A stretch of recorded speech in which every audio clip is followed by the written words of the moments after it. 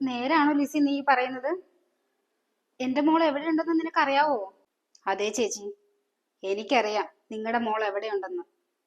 നിങ്ങളുടെ മോള് ജനിച്ചപ്പം ഇടത് കവളിൽ ഒരു കറുത്ത മറുകുണ്ടായിരുന്നു. ആ മറുക് വെച്ച് ഞാൻ അവളെ കണ്ടുപിടിച്ചു. എനിക്കൊന്ന് അവളെ കാണാൻ പറ്റുമോ ലിസി? കാണാൻ പറ്റുമോന്നോ? ഞാൻ അവളെ ഇങ്ങോട്ടേക്ക് കൂട്ടിക്കൊണ്ടുവരാം.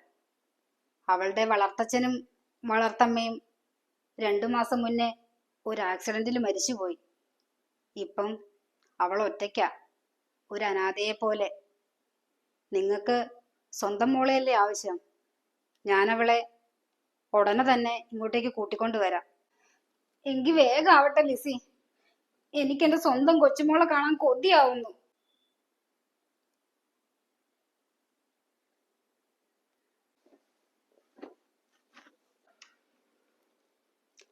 ആ, നീ കിടക്കാൻ പോവായിരുന്നോ? അതെ അമ്മേ. പിന്നെ ഈ റൂം ഒന്ന് മാറി തരേണ്ടി വരും. എന്തിനാ അമ്മേ? ഇതെന്റെ റൂമല്ലേ. നിന്റെ റൂമോ? നിനക്കാരെങ്കിലും ഈ റൂം എഴുതി തന്നിട്ടുണ്ടോ? അല്ലമ്മേ, ഇപ്പൊ ഞാൻ എന്തിനാ ഈ റൂം മാറുന്നേ? നീ ചെവി തുറന്ന് കേട്ടോ.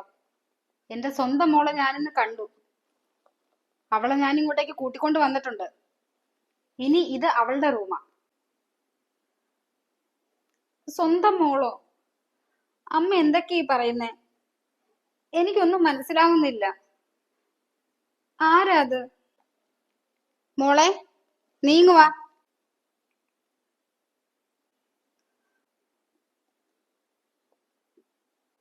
ചിന്നു, നീ എന്താ ഇവിടെ? ഓ, നിങ്ങൾ തമ്മിൽ നേരത്തെ പരിചയമുണ്ടോ? ഇതാണ് എന്റെ സ്വന്തം മോള് ചിന്നു. നീ കണ്ണു തുറന്നൊന്ന് കണ്ടോ? കണ്ടില്ലേ നീ അച്ഛന്റെ മുഖത്തെ അതേ കറുത്ത പാട്? അതെന്റെ സ്വന്തം മോൾക്കാ കിട്ടിയിരിക്കുന്നത്. ഇതിപ്പരം വേറെ എന്ത് തെളിവ് വേണം ഇതെന്റെ മോളാന്ന്?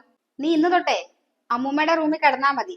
അവിടെ നിലത്ത് താഴെ പാ വിരിച്ച് കിടന്നാ മതി. രാത്രിയില് അമ്മൂമ്മയ്ക്ക് എന്തെങ്കിലും ആവശ്യം വന്നാ ഒരു സഹായം ആവുമല്ലോ. എന്റെ അമ്മ പറഞ്ഞത് കേട്ടില്ലേ? ഇറങ്ങിപ്പോടി ഈ റൂമിന്ന്.